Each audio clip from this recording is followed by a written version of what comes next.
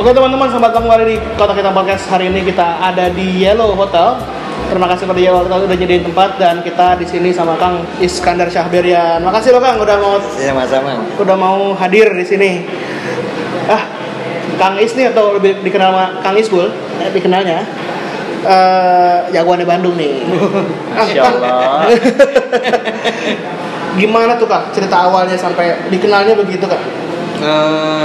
Ceritanya panjang sih. Memang udah bandel dari kecil. Dari kecil, dari SD udah bandel, berantem. Jadi SD dulu kelas 4 bersama nusuk orang. Kelas 4? 4 SD. Gara-gara kan bule sendiri nih. Sekolah dipalakin. Waduh. Di rumah tuh ada daerah Sukajadi belakang rumah. Daerah kayak gitu dah. Mana anak itu dipalakin. Lama-lama bete juga dipalakin. Lagi sekolah, ada tukang rujak tuh. Ambil pisau itu, tapi tangannya aja gitu. Oh, tangannya kena. Terus setelah itu apa terjadi kan? Ya, babe ngegantiin. Oh, aduh. SD, Pak.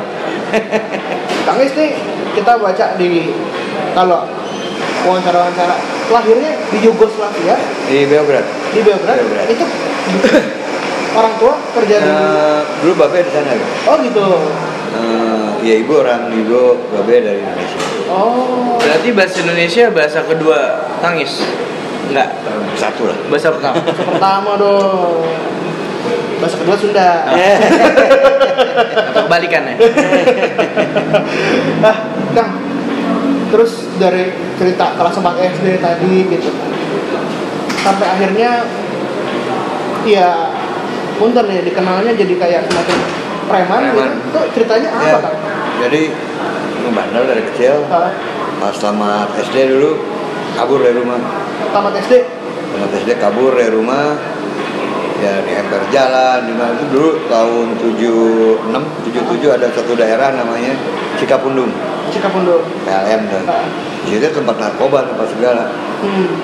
Kabur situ ngumpul preman-preman di jalan. Oke. Tidur di emper situ. Ganja itu masih selawai perak tuh seamplop. Seamplop loh. Seamplop masih selawai perak. Ya ngumpul mana anak preman situ. Ya kan kehidupan di jalan kan gitu ya. Kan jadi punya sepatu pada masa itu tuh.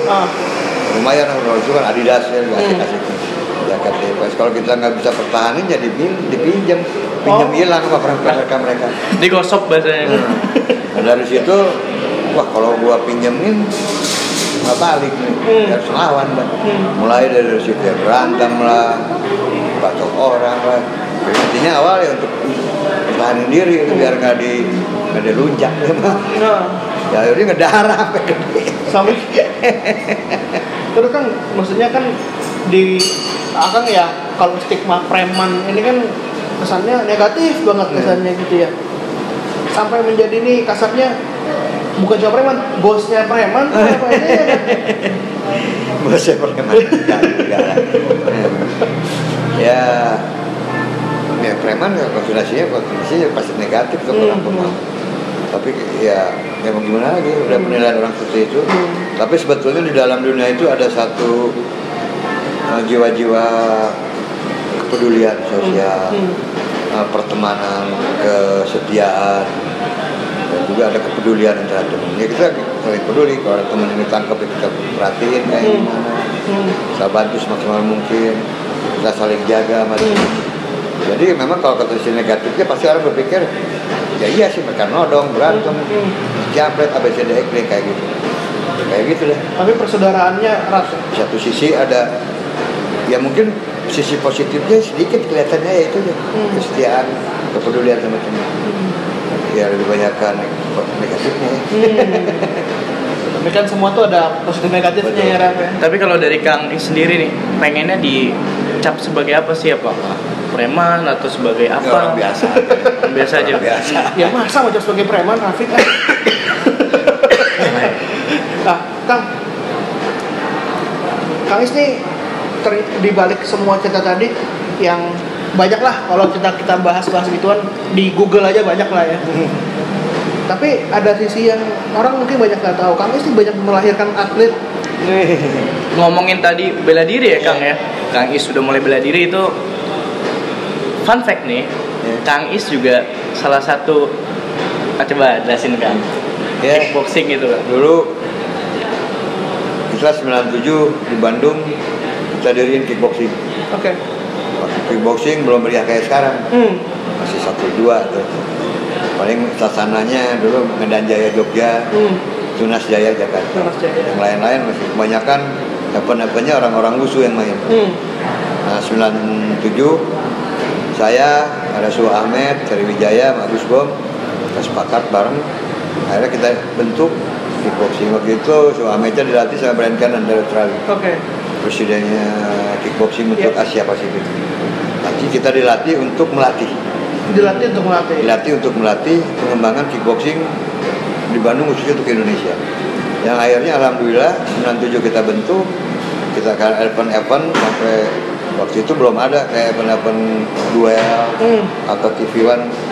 Kita pertama ngadain kickboxing di TV apa saya lupa saya. TPI. Bukan TPI. Tapi tandanya yang pertama kali ngadain bela diri di TV itu kita kickboxing. Gengnya Kang Is nih, kickboxing nih. Pertama. Nah, akhirnya ada duel di RCTI, terus ada di CP Fighting, sampai sekarang ada banyak. Tapi ini maksudnya Kang, itu kan visioner banget gitu loh. Orang belum mikir untuk bikin kickboxing, Kang Is sudah mikir kickboxing. Apa tuh ide awalnya tuh Kang? Ya kickboxing olahraganya asik gitu ya, sangat sederhana, simple. Nah, rata-rata tuh bela diri kan mikir sabuk lah, juara, kalau kickboxing enggak kan. Yang latihan awal sama yang akhirnya gitu-gitu aja.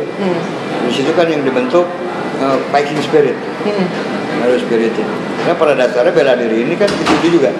Apapun jenis bela dirinya, mukul, nendang, nangkis, banting, nggak ada gigit. Jangan gigit Raf. Nah, akhirnya kan tapi kan pengembangan dari waktu mukul, nendangnya ini. Jadi kan kalau asal mukul, bayi juga bisa asal mukul. Betul. Nah itu kita bentuk bagaimana mukul ini harus masuk, nendang ini harus masuk. Itu kan ada timing. Nah itu yang kita bentuk dari anak-anak supaya setiap gerakan mereka tidak menjadi sesuatu yang sia-sia gitu. Terus kan ini namanya sasana, grup segala macam di Indonesia tuh berjamuran kan. Tapi setahun tutup. Apa sih rahasianya kan bos kickboxing sekian tahun? Ya kembali ke niat kita ya. Ya mungkin kalau saya di bos itu atlet kan gratis. Mereka latihan tempat kita nggak pungut. Tapi konsekuensinya mereka harus jadi. Karena kita ngelatih bukan untuk latih bela diri di bos. Kita ngelatih bikin petarung. Jadi kalau mereka hanya mau datang ke bos untuk tetap bela diri, ya saya suruh pindah aja gitu, latihan di tempat lain. Jadi kalau lu datang ke bos, artinya harus siap jadi petarung. Dan kita punya metode-metode latihan memang untuk petarung. Awal-awal bos didirikan itu siapa sih Kang yang latihan Kang? Apakah emang dia atlet? Atau siapa yang akan membentuk? Waktu itu bos saya diriin tahun 2001.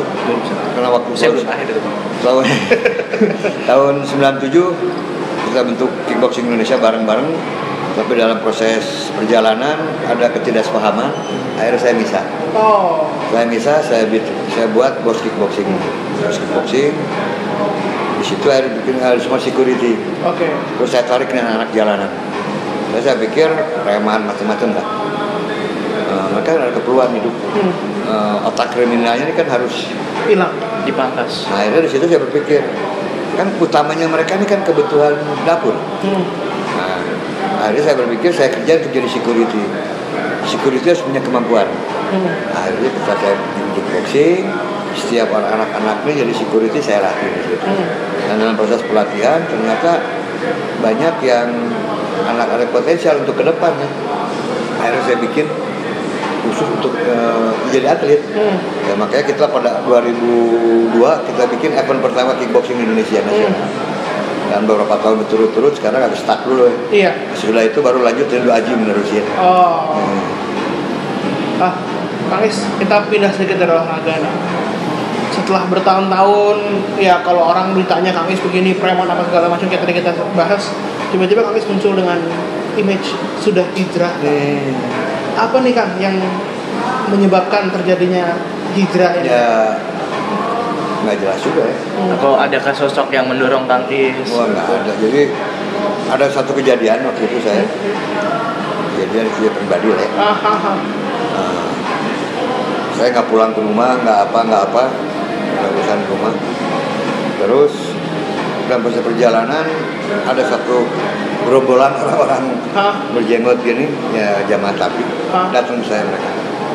Saya lagi di Jalan Sunda sekretariat bos, saya sendiri ngobrol panjang lebar, mereka cerita tentang dunia, akhirat, hidup pentingnya agama segala. Ya saya dulu kan nggak ngerti agama. Maksiatnya ya dia mabok-mabok, hotel-hotel, kayak gitu dah. Jadi cerita terus, nggak tahu gimana. Ya ini hak Allah ya, kita kadang-kadang kalau bicara nalar nggak masuk gitu. Kalau kasih cahaya, hidayah saya. Akhirnya nggak lama kemudian mereka pergi, saya merenung hampir setengah jam sendirian saya kira. Itu orang saya pengen ngikut sama mereka. Oke. Saya telepon itu jamaah, pada kemana nih jamaah? Mereka pada itikaf di masjid. Hari itu juga saya ikut. Ketika ikut, saya 3 hari pertama saya ikut mereka. Ketika pulang ya change people. Berubah semua kehidupan. Lingkungan saya berubah, dunia saya berubah. Ya saya nggak ngerti. Itu saya berterima kasih sama Allah Subhanahu wa taala, itu Allah kasih saya hadiah. Oh, hidayah Allah ya saya anggap sebuah hadiah untuk saya. Karena tanpa hidayah itu masih sampai detik ini saya berada dalam hidup dalam maksiat. Dan kan alhamdulillah saya dapat hidayah yang insya Allah bisa menjadi kebaikan nanti saya di akhirat. Ini juga belum tentu ya jaminan ya. Saya juga kan baru kelihatannya aja jenggot, tapi maksiatnya kan nggak kelihatan orang. Kang, tapi yang orang banyak nggak tahu nih Kang Is keluar masuk masjid, ceramah dan lain-lain. Jadi bukan cuma hijrah, emang totalitas ya Kang ya? Ya kan di Islam ini kita ada kewajiban saling mengingatkan. Kita saling mengingatkan sama saudara-saudara kita pentingnya akhirat, bahwa kita nanti akan mati, apa yang akan kita bawa. Jadi saya nggak, teman-teman, saya ngobrol, saya nggak bisa maksa dia untuk sholat, saya nggak punya hak maksa dia sholat, saya nggak punya hak maksa dia untuk jadi orang baik.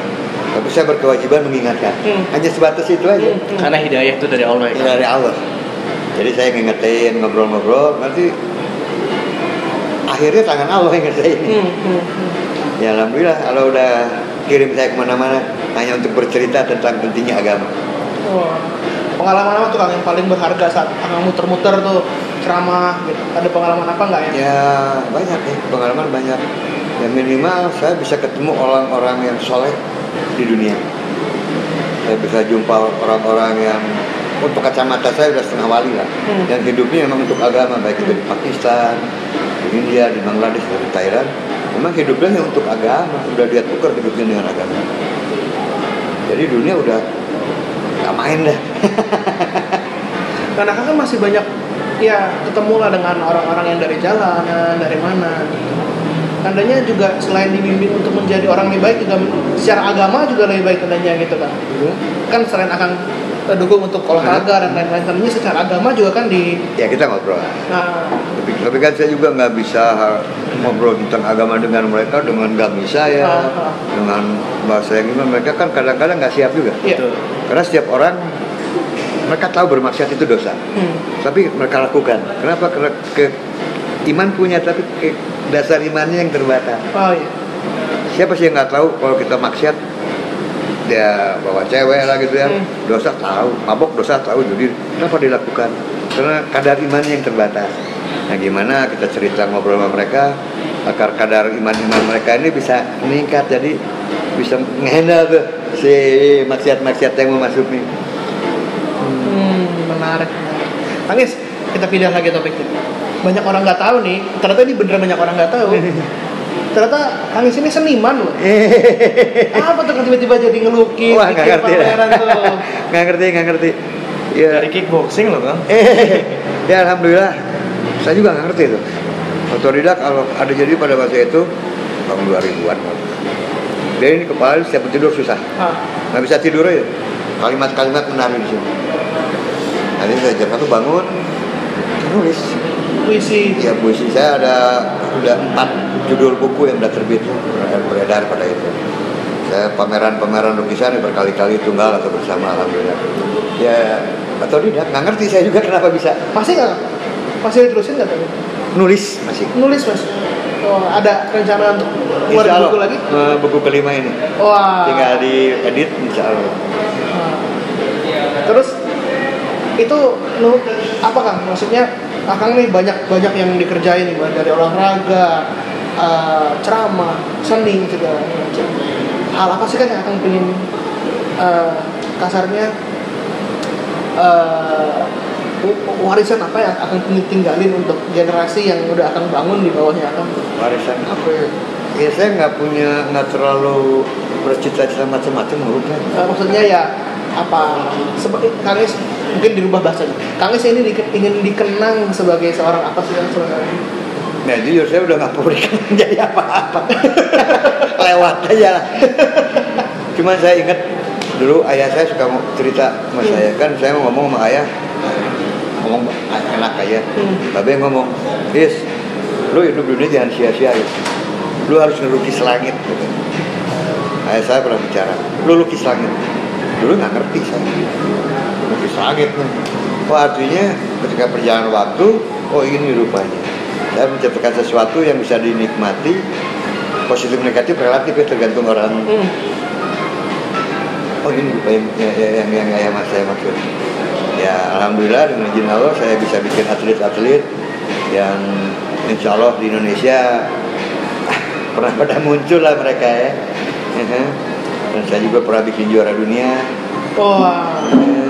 Ya itu kebanggaan pribadi saya. Dari itu juga semua kan nggak terlepas dari izin Allah. Jadi kalau saya ini kan hanya pura-pura bisa aja.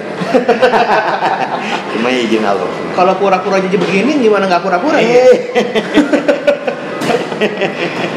Kang, pesan apa sih Kang yang ingin tinggal untuk orang-orang yang ingin satu untuk orang-orang yang mau jadi atlet Kang? Apa dulu Kang? Pesan apa? Kalau untuk atlet, untuk jadi petarung hebat, ya satu dia harus punya niat.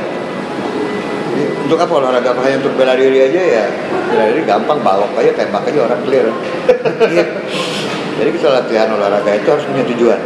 Apa tujuannya? Gue mau jadi juara.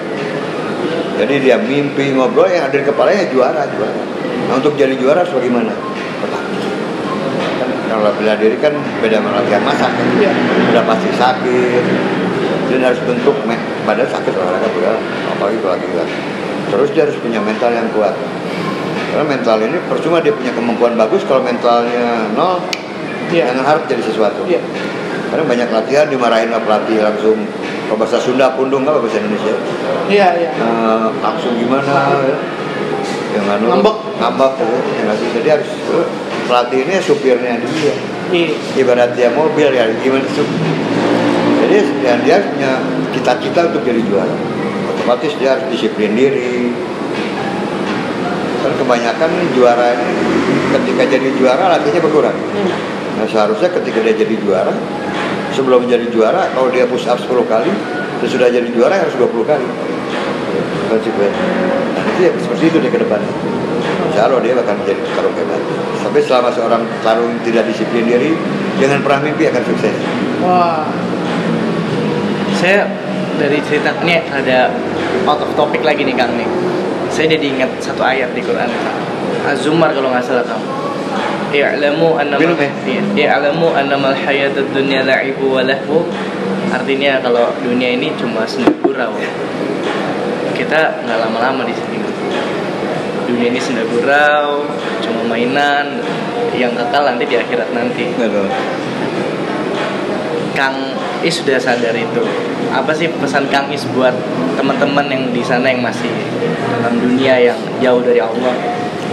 Ya, pesan-pesan saya sama teman-teman, andai kata masih bermaksiat, masih berzina, mabuk, judi, atau macam-macam tindak kriminal, pesan saya satu, jangan lepasin sholat.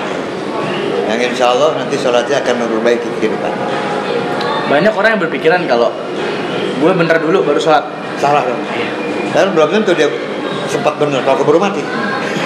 Udah gue tobat dulu deh baru sholat, banyak yang gitu. Salah ya Kang ya? Salah banget. Jadi saya sering ketemu orang, apalagi sama cewek, tutup dong, jilbab, wah belum siap ABC. Lu gak akan pernah ada siap nih. Siap belum dicabut nyamanya iya. Jadi jalanin dulu, nanti kedepannya nanti Allah yang beres. Bener nggak sih Kang, kalau ibadah itu harus dipaksakan? Bisa dipaksain. Makanya dia mau ngamalin sholat, mau kepuji dulu, mau bergaya, mau dipuji lihat orang oke, nggak apa-apa. Tapi diamalin insya Allah nanti dalam perjalanannya, jadi ada kesungguhan daripada enggak gitu ya. Nanti berjalan semua. Jadi seperti saya bilang tadi, ada yang masih dalam kemaksiatan, ya sholat gitu. Jadi sholat sama maksiat kan bisa. Nanti insya Allah sholatnya akan memperbaiki kemaksiatan. Yang saya pelajari dari Kang Is nih, tadi kita ngobrol-ngobrol sempat sebelum syuting. Bikin apapun, kebetulan saya mau bikin acara boxing juga nih. Dan Kang Is berpesan satu, apapun itu yang penting tujuannya dakwah, bener nggak? Tujuannya dakwah. Karena dakwah itu bentuknya Luas sekali, kompleks sekali. Global. Harus di masjid aja dakwah ya Kang. Kamu selalu di masjid, di mana tempat bisa dakwah. wah menarik banget hari ini kita pembicaraan kita sama Kang Is nih. Pendek tapi dalam gitu pembicaraannya. Oke teman-teman, kayaknya kita ngobrolnya di luar kamera aja lebih seru soalnya. Mau ngobrolin seru-seru sama Kang Is. Jangan lupa nonton terus tiap minggunya. Kita ketemu lagi minggu depan hanya di Kalau Kita Podcast.